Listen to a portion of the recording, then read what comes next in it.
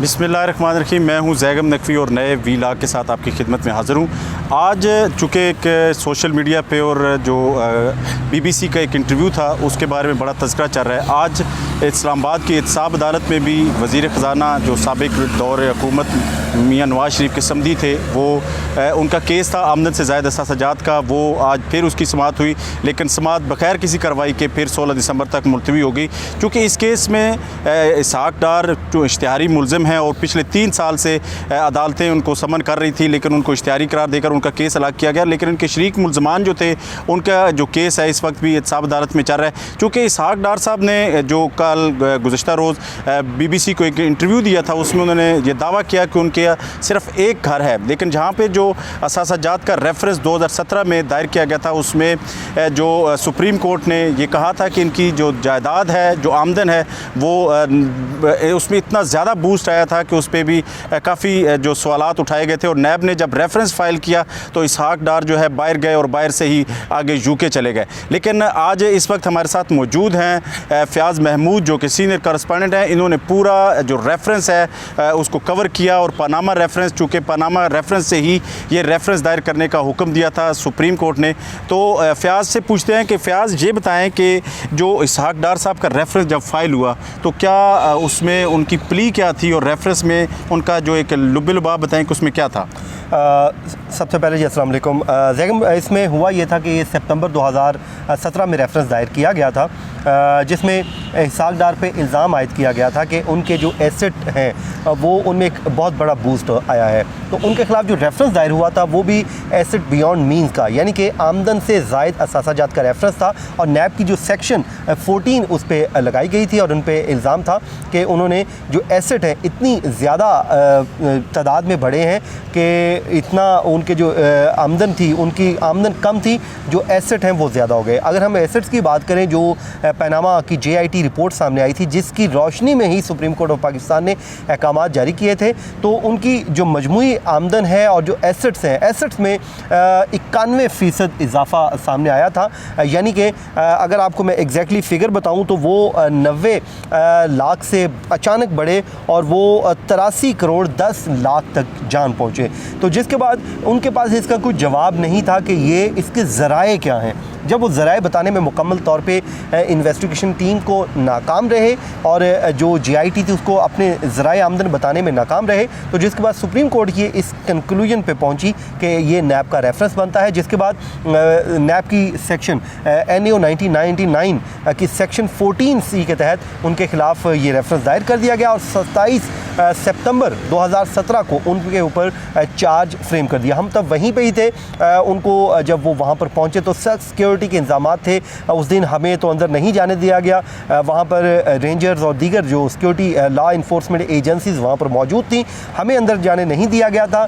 और उस टाइम हुआ ये था कि पहले एक दरख्वास्त दायर की गई जज मोहम्मद बशीर की अदालत में कि आज जो कार्रवाई है चार्ज फ्रेम की इसको एडजन कर दिया जाए, लेकिन अदालत ने वो मुस्तरद करते हुए उन पर चार्ज फ्रेम किया। तो इसहाक़ डार ने वहाँ पर अपने ऊपर लगे हुए तमाम तर इल्ज़ामात को मुस्तरद कर दिया था और उन्होंने कहा था कि मैं इसका दिफा करूँगा। उसके बाद लेकिन दिफा अगर बात करें तो दिफा करते यहाँ पे रहते, ये बाहर गए, एक सरकारी दौरे पे गए और सरकारी दौरे से ही उन्होंने अपनी तकलीफ़ का एक जो हम कहें एक बहाना बनाया और वहाँ पे मुंतकिल, और उसके बाद जो एक बैक बोन का जो एक दर्द का उन्होंने बहाना और मेडिकल रिपोर्ट जो जहाँ पे जमा करवाई गई। लेकिन उसका आज कल जो उनकी मूवमेंट चल रही हैं, जो मुख्तलिफ वीडियोज़ भी कर रहे हैं और BBC को इंटरव्यू भी दिया, उसमें भी उन्होंने ये बताया कि अभी तक इलाज चल रहा है। ये कौन सा इलाज है जो अभी तक जो 3 साल बाद भी मुकम्मल नहीं हो सका? ऐसे ही आप वो एक सरकारी दौरे पे गए थे और उसके बाद वो वहीं के होकर रह गए। हालांकि वो 50 लाख रुपए के ज़मानती मुचलके सिर्फ इसलिए जमा करवा के गए थे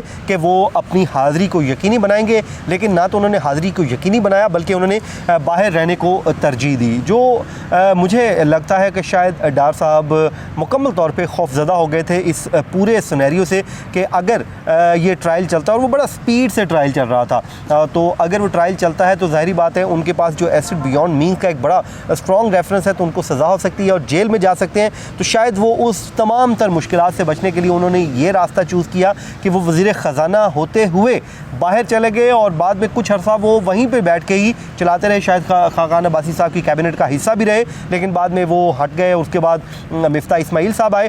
तो देन हुआ इस केस में ये कि इसमें एक ज़िमनी रेफरेंस भी फाइल हुआ, उनके 3 शरीक मुल्ज़मान को नामज़द किया गया, हजवेरी ट्रस्ट और ये वो जितने भी थे, उसके अलावा नेशनल बैंक के साबिक सदर थे, उनको भी नामज़द कर दिया गया। वो ट्रायल अभी तक ज़ेर समात है और हैरानकुन तौर पे अभी तक वो ट्रायल भी मुकम्मल नहीं हुआ। बज़ाहिर उस टाइम तो बड़ी स्पीड से चीज़ें चल रही थी, लेकिन अब रुक गई। मेरे ख्याल में इसको मुकम्मल होना चाहिए था। उनकी जो प्रॉपर्टीज़ हैं उसमें शक नहीं कि बहुत ज़्यादा इजाफा सामने आ रहा है। ये ग्राफ JIT ने बनाया था वो हमने देखा है, अब पेश हुआ क्योंकि कोर्ट में, तो वो अचानक यूँ स्पीड से चल रही चीज़ यूँ ऊपर चढ़ गई।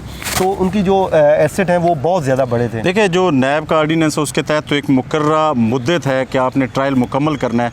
जब इसमें एक माह का जो वक्त मुकर्रर है, लेकिन ये देखिए इसमें 1 माह नहीं 3 साल गुजर चुके हैं। जो ज़िमनी रेफरेंस दायर हुआ जिसमें शरीक मुल्ज़मान भी शामिल किए गए, उसकी जो समात होती है हम भी रोज़ाना देखते हैं कि वो आते हैं। उसमें आपको एक इंटरेस्टिंग मैं चीज़ बता देता हूँ। हुआ इसमें यह था कि जब सुप्रीम कोर्ट ने ऑर्डर किया तो इसमें वीकली एक रिपोर्ट जाती थी कि केस की जो पेशरफ रिपोर्ट जाती थी सुप्रीम कोर्ट ऑफ पाकिस्तान को। ये तब तक जाती रही जब तक इसाक डार पेश होते रहे, लेकिन जैसे ही ज़िमनी रेफरेंस दायर हुआ उसके बाद इदारे भी खामोश हो गए, वो भी सुस्त पड़ गए, इसाक डार साहब बाहर चले गए। अब मुझे नहीं लगता कि उसकी वीकली रिपोर्ट भी जाती होगी, क्योंकि मियां नवाज शरीफ का जब केस था उसमें भी जाती थी और एक्सटेंशन भी होती थी। जब तक इसाक डार साहब पेश हो रहे थे तब तक एक्सटेंशन भी होती थी कि जो टाइम पीरियड है इसको एक्सटेंड कर दिया जाए, क्योंकि पहला 6 मंथ का टाइम था।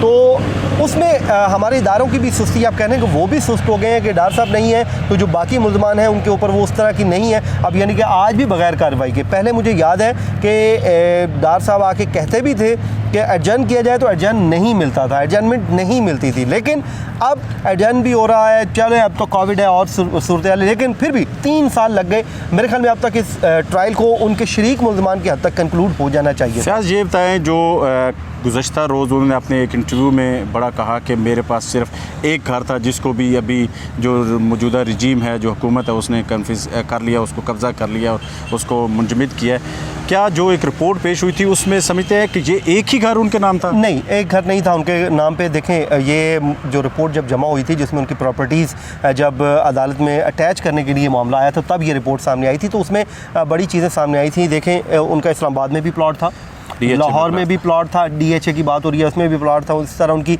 गाड़ियाँ भी थीं और काफ़ी सारी प्रॉपर्टी थी। अगर मुझे थोड़ा सा वक्त दे देते तो मैं आपको वो सारी चीज़ें पेश करता, लेकिन एक प्रॉपर्टी तो बहरहाल नहीं थी।